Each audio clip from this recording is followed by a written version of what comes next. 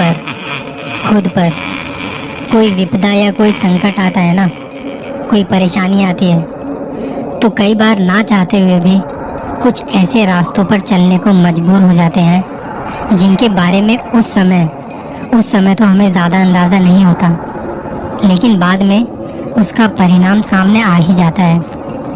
बहुत बार वो परिणाम आपके पक्ष में होते हैं, लेकिन ज़्यादातर परिणाम आपके विरुद्ध होते हैं।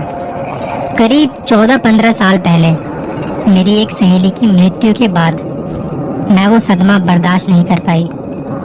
एक लड़की जिसकी उम्र 28-30 साल थी, नई नई शादी हुई थी और शादी के बाद वो मेरे रिलेटिव के घर में उनके बेटे की बहू बन के आई थी। सब कुछ हंसी खुशी चल रहा था, सारी रस्में अच्छे से की जा रही थी, घर का माहौल खुशियों भरा था। शादी के बाद जैसे नए नए जोड़े घूमने जाते हैं, वो भी गए हुए थे। घूम फिर के और कुछ खास पल साथ बिता के जब घर आए तो एक दिन दुल्हन के घर से फ़ोन आता है। उसे बताया जाता है कि तुम्हारी सबसे खास सहेली की मृत्यु हो गई है। ये बात सुन के जाहिर सी बात है उसे बुरा लगा, वो रोने लगी। तब उसके पति ने कहा कि हम चलते हैं तुम्हारे घर पर, तुम रो मत। पर लड़के की माँ को जब ये पता लगा तो उन्होंने कहा कि नई नई शादी है, नई नई दुल्हन को ऐसी जगह पर नहीं जाना चाहिए, बाकी बेटा तुम्हारी मर्जी। लेकिन बेटे को अपनी बीवी का रोना देखा नहीं गया और वो पहुंच गए उस लड़की के घर। वहाँ जाके उन्हें पता लगा कि जिसकी मृत्यु हुई है उसने आत्महत्या की है। वो किसी से प्यार करते थे, पर उस लड़के की शादी किसी और से होने वाली थी, जिसका दर्द वो सह नहीं पाई और उसने खुद को मौत के हवाले करना ठीक समझा। वहाँ जब दोनों पहुँचे थे तो उन्हें भी इस बात को सुन के बहुत दुख हुआ, बड़ा दुख हुआ। नई नई दुल्हन को उसकी पीड़ा समझ आ रही थी। वो 2 दिन वहीं रहे, अपने घर पर रुके रहे और फिर वापस आए। वापस आने के बाद माँ ने बहू और बेटे की शुद्धि की और फिर घर के अंदर प्रवेश करवाया। बहू जो थी उसने अपनी सबसे खास सहेली को खो दिया था, जिसका दुख उसे कई दिनों तक रहा। रोज पति को अपनी सहेली के कुछ न कुछ किस्से सुनाती थी। कहती थी कि इतने साल हम साथ रहे, बचपन एक मोहल्ले में बीता, स्कूल कॉलेज सब साथ किया और अब उसके बिना मेरा जीना बड़ा मुश्किल सा लग रहा है, क्योंकि मेरी सुख दुख की साथी थी वो। अब धीरे धीरे कुछ दिन बीते और इस बात को भूलने लगे ये लोग। पर अब इस लड़की में जो नई नई दुल्हन बन के आई थी घर में, उसमें बहुत सारे परिवर्तन आने लगे। वो चिड़चिड़ी सी रहने लगी, काम करने में उसका मन नहीं लगता था, रात को नींद नहीं आती थी, दिन भर सोती रहती थी। खाना कभी तो बहुत सारा खाती थी तो कभी कुछ नहीं। वो कभी नॉनवेज खाती तक नहीं थी, लेकिन अब उसने नॉनवेज खाना शुरू कर दिया था। पति उसकी सारी हरकतों को नोटिस कर रहा था। उसने ये बातें अपनी माँ को बताई। माँ ने कहा कि बेटा मैंने भी देखा है, तू एक काम कर, अपने फैमिली डॉक्टर को दिखा दे एक बार, वो दवाई वगैरह दे देंगे, वो ठीक हो जाएगी, तू चिंता ना कर। माँ को पता तो था कि कुछ गड़बड़ है, पर उसने अपने बेटे को कुछ ऐसा वैसा नहीं कहा। बेटा डॉक्टर के पास लेके गया, डॉक्टर ने चेकअप किया तो सब ठीक था, बस कहा कि थोड़ा रेस्ट करो क्योंकि तुम्हारा शरीर ना थका थका सा लग रहा है। कुछ दवाइयाँ लिखी और वो वापस घर आ गए। जैसे जैसे डॉक्टर ने कहा था उन्होंने दवाइयाँ लेना शुरू किया। दिन में तो दवाई लेने में कोई दिक्कत नहीं होती थी, लेकिन रात को जब वो दवाई लेती तो उसे उल्टी हो जाती और उसके बाद वो बस बेड पर पड़ी रहती, आंखें खोले हुए चीज़ों को देखती रहती, एकदम चुपचाप, एकदम शांत। उसका पति ये सब देख के बहुत परेशान सा रहने लगा। कुछ दिनों की ऑफिस से छुट्टी लेके उसने सोचा कि घर पर उसके साथ रहेगा, उसके साथ रहना ठीक समझा। वो उसकी देखभाल करता, खाना खिलाता था उसे, बहुत सारी उससे बातें करता था, लेकिन रात को वो अजीब सी हो जाती थी। एक दिन लड़के की माँ ने सोचा कि अपने घर के पास वाले पंडित जी के पास जाएंगी और बहू के बारे में कुछ उपाय पूछ के आएंगी। वो गई पंडित जी से मिलने और उन्हें बताया सब कुछ जो हो रहा था। पंडित जी ने सारी बात सुनी और थोड़ी देर बाद उन्हें बताया, बहू पर उसकी सहेली का साया है। ये बात सुनते ही माँ की हालत खराब हो गई, क्योंकि अब तक उसे लग रहा था कि उसकी तबीयत मौसम के बदलाव से गड़बड़ हुई है। और अब पंडित जी की बात सुन के उन्हें समझ आया कि जिस दिन उसकी सहेली की मौत हुई थी और जब दोनों वहां गए थे, उसके बाद से उसके शरीर में बदलाव आए हैं। पंडित जी ने कुछ उपाय बताए और वो वापस घर आ गई। रात हुई और खाना पीना खा के सब सोने चले गए अपने कमरों में। रात के तकरीबन 2:30 बजे के आसपास जब माँ पानी पीने उठी और अपने कमरे का दरवाजा खोला तो देखा कि बहू बरामदे में टहल रही है। ये देख के माँ पीछे हो गई, दरवाजा वापस से बंद किया और पसीना पसीना हो गई थी। सोच ही रही थी कि इस वक्त बहू क्यों टहल रही है। माँ ने अपना फोन उठाया और बेटे को फोन लगाया। बेटे ने थोड़ी देर में माँ का फोन उठाया, कहा कि माँ क्या हुआ, इस वक्त फोन कर रही हो? तो माँ ने बताया कि बेटा मैं अभी पानी पीने उठी थी तो देखा कि बहू बरामदे में टहल रही है। ये कोई टाइम है टहलने का? बेटे ने कहा क्या हुआ माँ, तुम्हारा वहम होगा, वो तो सो रही है मेरे साथ में ही।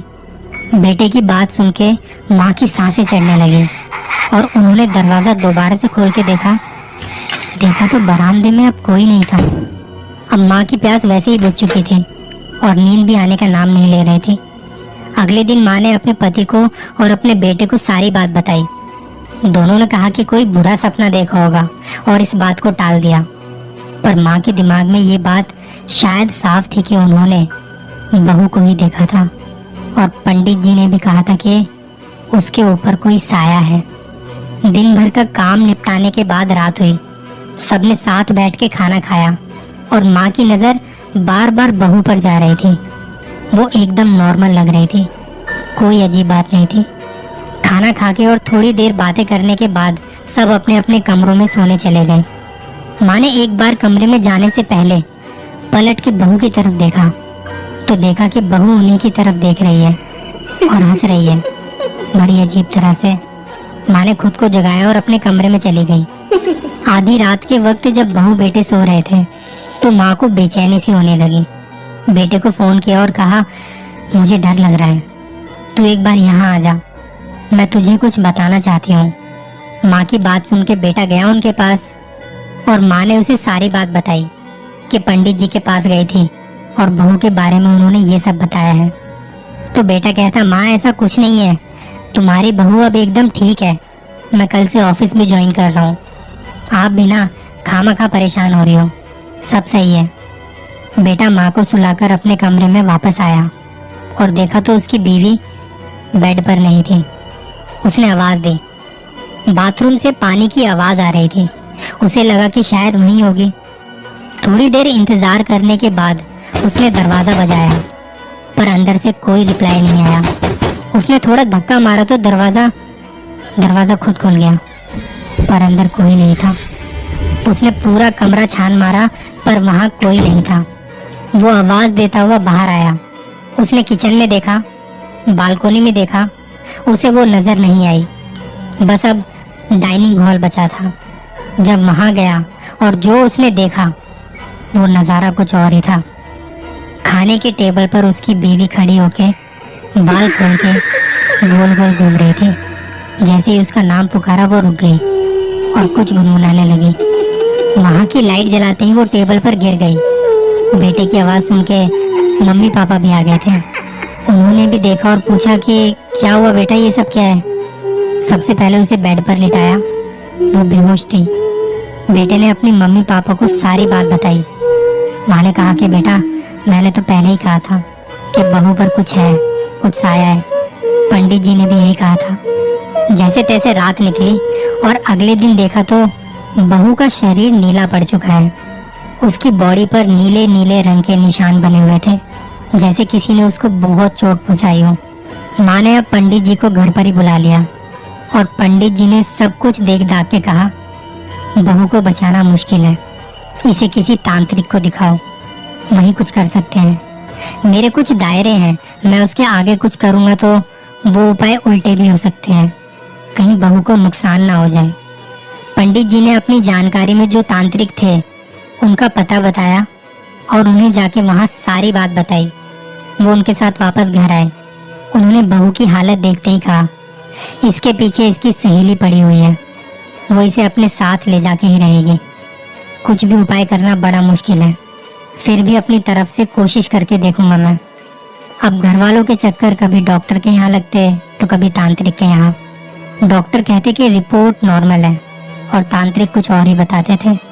दिन बीतते गए और बहू कमजोर पड़ती गई। कोई भी उपाय काम नहीं कर रहा था।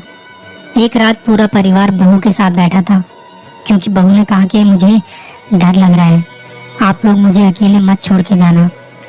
कभी तो वो अजीब सी हंसी हंसने लगती तो कभी रोने लगती। घर वाले उसकी ये हालत देख के अपने आंसू नहीं रोक पा रहे थे। तांत्रिक को भी घर पर बुलाया हुआ था, वो अपने उपाय कर रहे थे। आधी रात के वक्त बहू के बदन में जोर जोर से कंपन होने लगे। सब पीछे हट गए, लेकिन उसके पति ने उसका हाथ पकड़ा हुआ था। कह रहा था तुम्हें कुछ नहीं होगा। और एक जोर के झटके के बाद वो एकदम शांत हो गई। तांत्रिक बहू के पास आया और उसने देखा कि वो अब एकदम शांत है। उसने एक कपड़े में कुछ बांधा हुआ था और बेटे को वो कपड़ा खोलने को कहा, जिसमें लिखा था, मैं वापस जा रही हूँ। प्रेम की पीड़ा को मैं अच्छे से समझ सकती हूँ। मुझे तो मेरा प्यार नहीं मिला, लेकिन तुम्हारा प्रेम मैं तुमसे नहीं छीनूंगी। और एक धुएं के साथ वो लिखा हुआ भी मिट गया। बहू को होश आया और उसे कुछ भी याद नहीं था। घर वालों ने तांत्रिक के आगे हाथ जोड़ के उनका धन्यवाद किया। उन्होंने एक घर को उजड़ने से बचा लिया था। ये तंत्र मंत्र की दुनिया बड़ी बड़ी ही शक्तिशाली होती है। अगर इसका सही काम के लिए इस्तेमाल किया जाए तो एक मुर्दे में भी जान फूंक देती है, लेकिन अगर गलत हाथों में आ जाए तो बस। जल्दी मिलूंगा किसी और कहानी के साथ। अपना ख्याल रखिएगा।